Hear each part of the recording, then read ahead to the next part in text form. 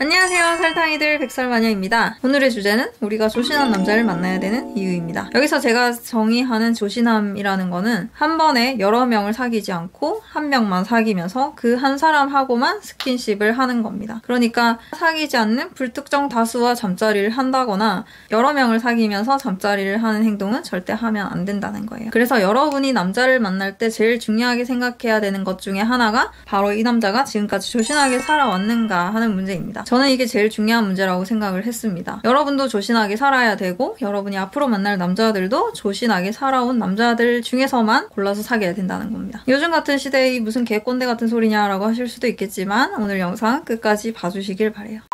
성윤리가 어떻고 저떻고 처녀는 순결해야 된다, 바람둥이는 고쳐지지 않는 병이다, 이런 얘기를 하고 싶은 게 아니라 철저하게 성병을 조심하라고 말씀드리고 싶어요. 주로 청소년 성교육을 하실 때 공포 정책으로서 내놓는 것들이 임신, 에이즈 이런 것들에 대해서 말씀을 하시잖아요. 요즘도 그러신지 모르겠는데 저희 때는 그랬거든요. 근데 저는 어릴 때 임신은 수술하면 되지라고 생각을 했어요. 별거 아니라고 생각을 했는데 고등학교 때 생물 선생님께서 중절 수술을 하면 출산 못지않게 여자 몸에 무리가 간다고 말씀하시면서 그 후유증 인터뷰 같은 걸 보여주시더라고요. 그래서 그 영상을 보면서 수술도 너무 쉽게 생각할 건 아니구나라는 생각이 들더라고요. 그리고 에이즈는 진짜 무서운 병이긴 한데 우리가 살면서 실제로 본 적이 한 번도 없지 않나요? 물론 에이즈 환자를 직접 이제 눈으로 본다고 해도 그 사람이 에이즈 환자인 걸 알 수가 없죠. 어쨌든 그런 병은 일반적인 나와는 상관없는 병이 아닌가. 그런 병은 정말 갈 때까지 가는 사람들 혹은 수혈 사고에 의해서 생겨나는 병이 아닌가. 굉장히 나랑은 먼 얘기로 들립니다. 그래서 임신이랑 에이즈보다는 저는 헤르페스나 곤지름 사진을 보여주고 싶어요. 구글에서 헤르페스, 곤지름, 에이즈 이거를 각각 검색을 해보세요. 그리고 이미지 클릭하면은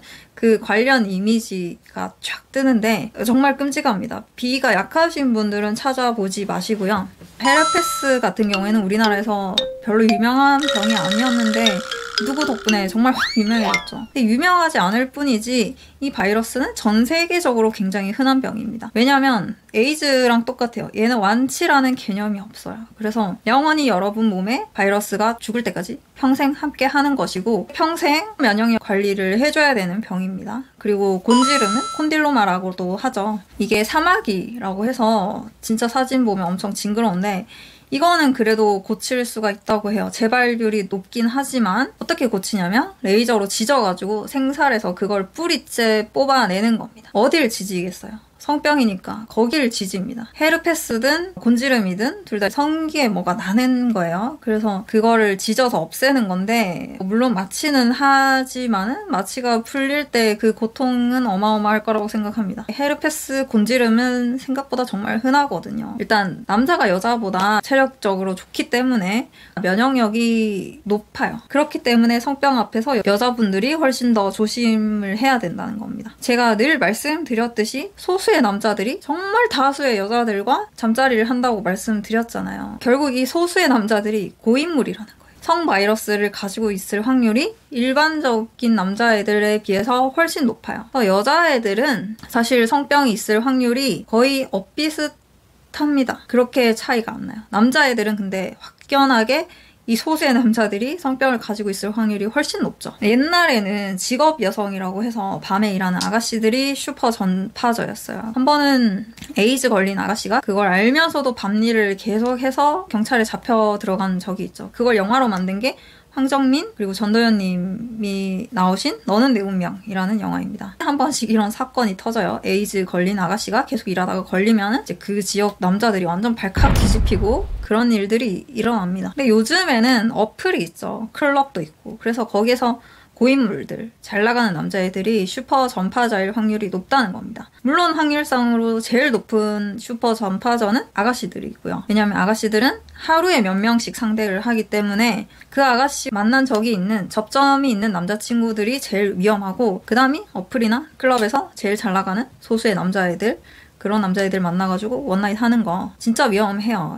그래서 여자분들한테 해드리고 싶은 이야기는 아가씨를 만나본 남자친구, 업소 경험이 있는 남자친구를 알면서도 계속 만나는 여자분들 굉장히 많습니다. 그런 남자친구랑 계속 사귀고 싶으시면 남자친구한테 여러분 돈을 써서라도 가다실 주사를 맞히세요. 언제 또 업소에 갈지 모르기 때문에 가다실 주사 내 돈으로 맞춰가면서 만났으면 좋겠고요. 물론 여러분도 가다실 주사를 맞아야 되고, 또 클럽이나 어플 이런 데서 잘생긴 남자애들이랑 계속 원나잇 하고 싶다 하신 분들은 본인이 가다실을 빨리 맞으시길 바랍니다. 이 가다실 주사라는 게 남자가 맞는 것도 있고 여자가 맞을 수도 있는데 어쨌든 성병을 예방해주는 주사거든요. 최대한 빨리 맞으시는 게 좋아요. 첫 경험 하기 전에 맞으시는 게 제일 좋습니다. 왜냐면 첫 경험에 성병 걸리는 사람 정말 많아요. 언니, 저는 지금 남자친구가 처음인데 성병에 걸렸어요. 근데 내 남자친구는 절대 그런 짓을 한 적이 없대요. 진짜 내가 다른 데서 이렇게 옮을 수가 있는 건가요? 하는 분들이 있어요. 남자친구는 계속 아니라고 잡아떼니까 진짜 목욕탕에서 옮겨왔나 그렇게 생각합니다. 근데 절대 그럴 수가 없어요.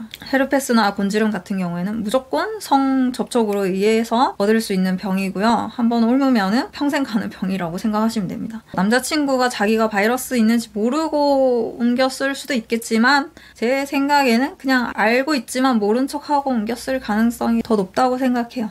이 성병이라는 게 진짜 확률 게임이거든요. 사실 내가 아무리 조신하게 살았어도 내가 사귀었던 남자친구 중에 한 사람이라도 그런 과거가 있었으면 내가 걸릴 수도 있는 거고 그렇긴 한데, 나도 조신하게 계속 한 명의 파트너랑만 스킨십을 하고 또 그렇게 살아온 남자 중에서만 골라서 남자친구를 사귀면 확률은 정말 확실히 많이 떨어집니다. 성병에 노출될 위험이 줄어들죠. 제가 예전에 못쏠 남자의 장단점에 대해서 영상을 찍어드린 적이 있어요. 근데 이 영상에서 자꾸 사람들이 단점에 대해서만 꽂히는데 정말 큰 장점 중에 하나가 성병이 없다는 거거든요. 그거 정말 장점입니다, 여러분. 못쏠남이 가지고 있는 장점으로 인정을 해주셨으면 좋겠습니다. 그리고 헤르페스나 곤지름에 걸려서 엄마한테도 얘기 못하고 가족들한테도 얘기 못하고 저한테 털어놓으신 분들이 많이 계신데 정말 진심을 다해서 제가 위로를 해드렸어요. 그러면서 드는 생각이, 아직 안 걸리신 분들한테 정말 끝까지 조심하라고 말씀드리고 싶었어요. 왜냐면 여러 번 말씀드리지만 한 번 얻으면은 평생 몸에 가지고 있어야 되는 병이고 생각보다 정말 만연한 전염병이기 때문에 경각심을 가지고 밤 생활을 하셨으면 좋겠습니다. 네, 오늘은 정말 친언니의 심정으로 이렇게 여러분들에게 말씀드린 이야기예요. 오늘 이야기가 여러분들에게 도움이 되셨다면 좋아요와 구독 그리고 알림 설정까지 눌러주시고요. 주사도 맞으시길 바랍니다. 그럼 다음 영상에서 다시 만나요. 안녕. 조심하세요.